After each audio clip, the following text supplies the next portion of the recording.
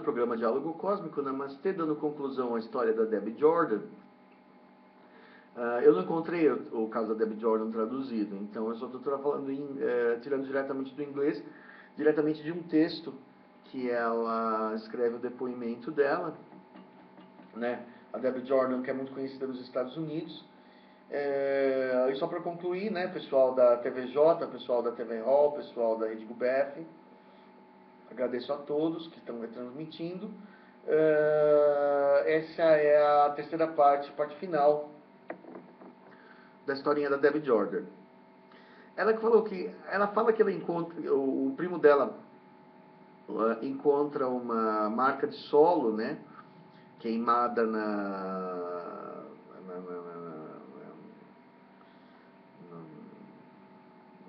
chão do jardim, né, quando ela vai fazer um churrasco no dia 4 de julho, né? E aí ele estava queimado e a primeira coisa que minha mãe disse foi: é aí que o UFO pousou. Olha que engraçado como, por exemplo, ao mesmo tempo a pessoa sabe e não sabe o que estava acontecendo. Porque ela não estava empanicada nem nada, a pessoa assim: foi ali que o UFO pousou.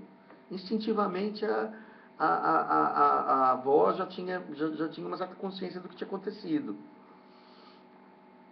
Olhei para ela como se ela estivesse doida. E perguntei assim: o que deu nela de falar isso? E de repente ela olhou para a marca e começou a ficar novamente em pânico, né? Passei por um pesadelo a partir daí, por vários dias. Eu estava como que pasma, chocada. Sentava assim naquelas noites olhando minhas crianças e esperando por algo. Não me lembro do que eu estava esperando, como se ela estivesse esperando a repetição da abdução, né? Eu adoeci e fiquei assim por um ano. Eu desenvolvi alergias de todos os tipos, vermelhidão na pele, febres, inchaço das glândulas, das amígdalas, diarreias, sangramento gengival, e o meu cabelo caiu, em parte.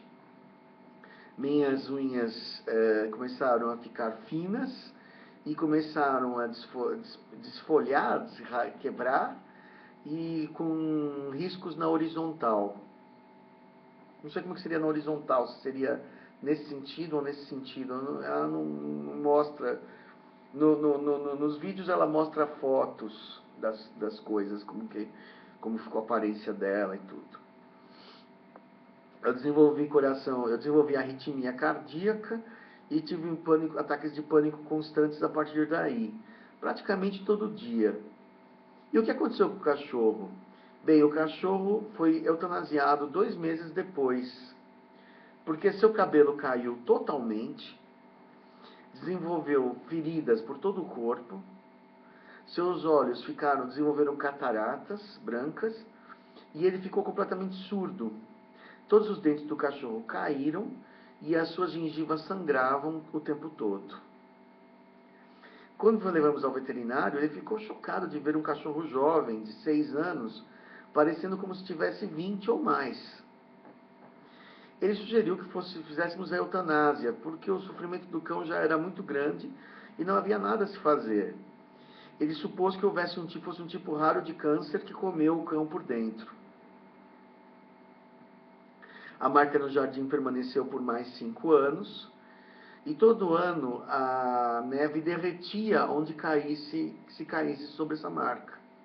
Olha que interessante, ela tinha uma espécie de radiação.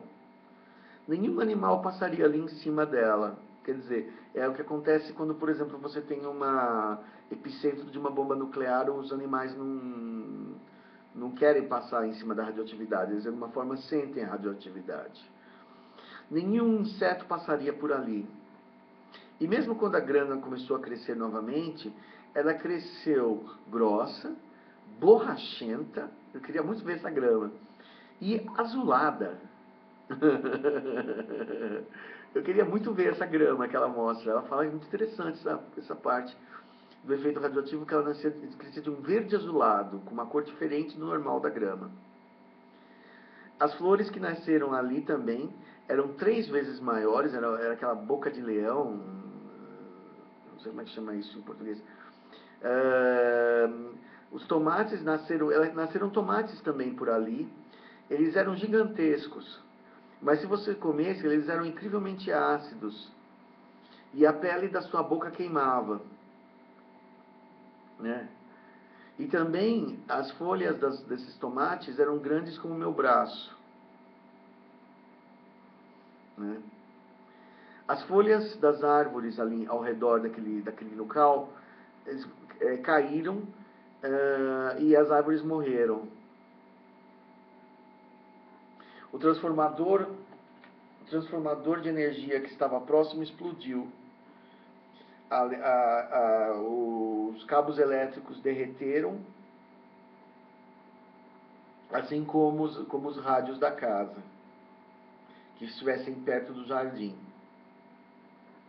Assim também vieram um grupo de vizinhos dizer que eles tinham visto luzes estranhas na casa naquela noite, mas nenhum tinha visto centenas de bolas brilhantes de basquetebol como eu, voando pela janela, voando pelos campos, e na noite da experiência. Ela morava numa área semi-rural, como vamos dizer, meio fora da cidade, entendeu? Quer dizer, ela morava num lugar que tinha floresta misturada com condomínio, aquela coisa americana, que é meio dentro, meio fora. As pessoas vivem de carro, né? E vão morar meio fora da cidade. Aí o Bud Hopkins, que é o grande ufólogo que pesquisou, né, gastou uma fortuna fazendo uma investigação daquela experiência. Eu vendi minha máquina de lavar para comprar um ticket para Nova York. Fui submetida a uma bateria de exames médicos e psicológicos e passei até por um detector de mentiras. Bud escreveu um livro sobre minhas experiências intitulado Intruders, As Incríveis Visitações em Copley Woods. Copley, C-O-P-E-L-I, Woods, W-O-O-D-S, Copley Woods. Em 1992, a CBS fez uma minissérie com o mesmo nome, com partes do meu livro, do livro escrito sobre mim, né, o livro do Bud Hopkins, tomando como cenas, estrelado por Mary Winningham, fazendo o papel de mim mesma, a Debbie Jordan. E mais tarde, em 1993, a minha irmã Catherine Mitchell escreveu um livro chamado Abducted, a história dos intruders continua. Penso no meu cão, que triste destino ela teve, a cadela. No meu coração, eu penso que o que ela encontrou foi a causa da sua triste morte. E existe uma parte de mim que se preocupa com ter pego um câncer por experiências daquela noite. Não há nada a se fazer com relação a isso, exceto fazer exames periódicos e tomar cuidado de mim mesma. Sempre me pergunto como se a minha vida teria sido se não tivesse tido essa experiência. Eu nem imagino. Na verdade, apesar do trauma óbvio, eu não acho que teria mudado nada. Eu me tornei uma pessoa muito mais forte. Eu não acho que essa experiência me forçou a ser forte. Eu apenas sobrevivi e cresci, né? Isso é uma coisa que eu tenho comigo. Essa é a minha história por hoje. Você pode dar o nome da data do evento, deve ser 4. E toda vez que você fala o nome e a data do evento, faz uma impressão muito grande em mim. 30 de junho de 1963. O dia que matou a velha eu e me deu uma nova eu. E esse é o momento definitivo da minha existência. Paz a todos, Debbie Jordan Caldwell. Quem quiser encontrar, está no Deb's Home, http Deb's Home, debshome.home, H-O-M-E, insightbb.com, 20º aniversário. Foi postado em 3 de junho de 2003 no UFO Case Files. UFO, Case, C-A-S-E, Files, F-I-L-E-S, ou seja, são os arquivos ufológicos, né? Um clássico absoluto, né, da Debbie Jordan. E a Debbie Jordan, que ela é um caso muito completo, porque ele tem evidência física, teve a queimadura do solo, teve a morte do cachorro, teve as consequências na visão dela, né? Então foi uma abdução assim que deu sequela, não é comum a abdução dar sequela, entendeu? Ter feito tão mal a eles, na verdade, quer dizer, tanto que o Grey se desculpa, porque ele realmente foi uns Greys meio desajeitados que acabaram matando o animal e ainda fazendo ela sofrer, e normalmente não é tão assim. Ela não lembra de ter sido examinada nem nada. No filme Intruders, né, o Bud Hopkins não faz um filme só em cima da Debbie Jordan. Ele faz em cima daquilo que o David Jacobs menciona, que é os experimentos biológicos. Então, as mulheres são abduzidas no Intruders, em 1992. Cuidado que existe um outro filme, Intruders, que é um filme de horror, feito recentemente, tá? Não é esse Intruders que a gente está se referindo. É o Intruders 1992. Por isso que se fala Intruders 1992, para diferenciar de um que foi feito agora em 2000 e pouco. Esse Intruders 1992 mostra as mulheres sendo abduzidas e quando elas são pegas, elas são levadas para uma nave Grey e no fim os Greys mostram os bebês híbridos que foram produzidos e a moça que é abduzida no filme fala assim, eu quero levar o bebê para o meu mundo. E aí o Grey fala assim, ela não poderia sobreviver no seu mundo, ela pertence a nós. No seu mundo ela seria dissecada e estudada, entre nós ela é uma criança querida. Isso é o final do Intruders. Ela vê uma criança que é filha dela, isso é uma cena muito comum em ufologia, em abdução Grey, e fala assim, ó, essa criança é sua filha, mas é parecida com ela, só que com cabeção e pouco cabelo, e a criança, na verdade, estranha ela, né? Ela já é mais pro lado dos Greys do que pro lado dos humanos. Essa história da criancinha, a cena final que aparece, muito comovente, no filme Intruders.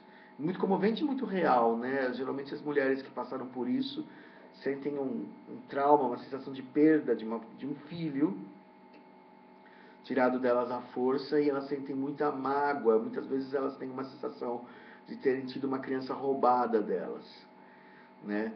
Essa é um outro dos traumas de pós-abdução que é comum ser relatado, a sensação de que ela tem um filho em algum outro lugar que foi tirado delas a força em que elas não podem contatar, que elas não têm direito de reencontrar e tudo mais. Nada disso a Debbie Jordan não lembra de nada disso, a Debbie Jordan só lembra da abdução dela, tá? A Debbie Jordan ela não relata esse tipo de situação, né?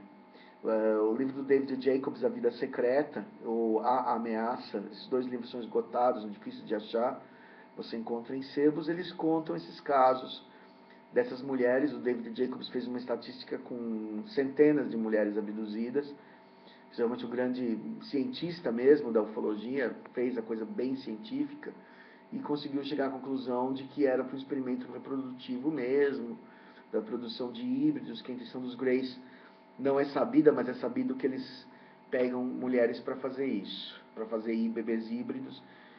E também, assim, aqui no Brasil, a gente também sabe que também homens, às vezes eles partem do esperma, às vezes eles partem do óvulo da mulher, entendeu? Misturou o esperma humano com, deve ser um óvulo de Grey ou vice-versa. Mas mais frequentemente mulheres. Tá ok? É isso aí, pessoal. Chico Penteado, programa Diálogo Cósmico Namastê, em 3 partes, hoje, excepcionalmente, em função da confusão toda lá da restrição da YouTube. E eu agradeço a todos a sua paciência. Namastê, até mais.